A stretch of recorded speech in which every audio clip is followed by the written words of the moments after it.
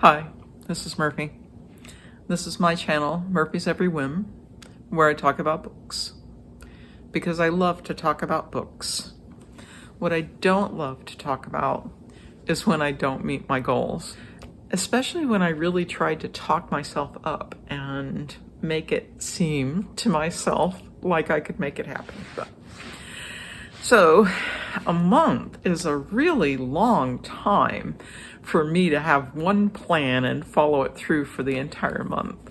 And so Shorty September has not gone the way I wanted it to. My thought was I was going to try to read 12 books as the prompts of Shorty September say and make a video about each book. I did do a 2 for 1 day because I'd sort of gotten behind and I wanted to catch up. But I didn't meet that goal. I started out the month really well. I was writing blogs, making videos, reading books, making charts, having a lot of fun. But then it just got to the end of the month and I didn't get done. So, as in the title of this video, then there were 4. There were 4 unfinished books for Shorty September. And they are The Dubliners. I actually am really enjoying this book. I'm right at 50% through. It is not like what I thought it would be at all. I had always been afraid of James Joyce, and I'm really enjoying the stories in this book.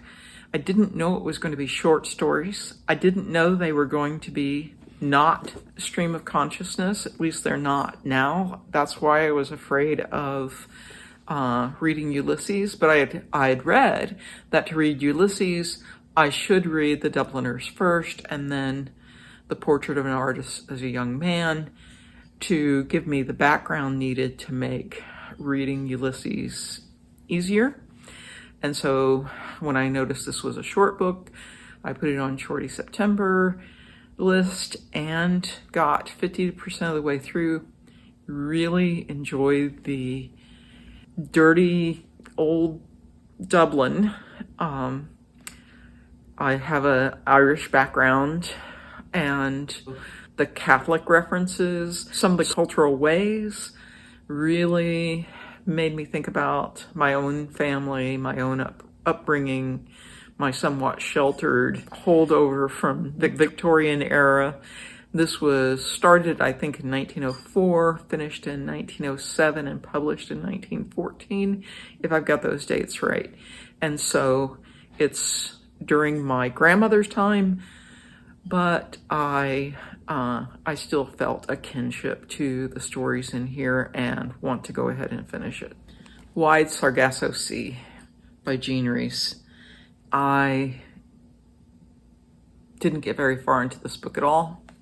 I think I'm on page 20 of 152.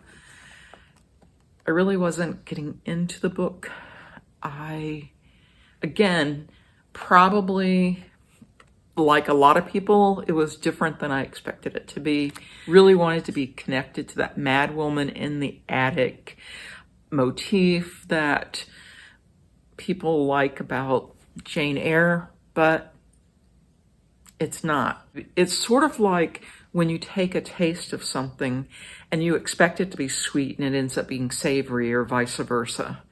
That's sort of the feeling I had when I got started on this book. And so I want to restart it sometime after I now know it's going to be sweet instead of savory. I don't mean it's going to be happy. It didn't seem like a very happy book. But didn't get very far in, and I want to reread it. I want to restart it sometime. Billy Budd by Herman Melville. And I got halfway through this book. I like Melville. I loved Moby Dick, but I just wasn't feeling like reading the last 3 or 4 days of the month, and so I didn't finish it. The Birds by Tarjei Vesaas, and have no clue whether that's pronounced correctly or not. This was translated from the Norwegian. It's a very shiny cover. I keep playing with the light on it. I got about a third of the way through. The story is about a brother and sister who live outside of a town in a farming community. And the sister does knitting for a living. She sells the things that she knits. And her brother has some disability. He's non-neurotypical. He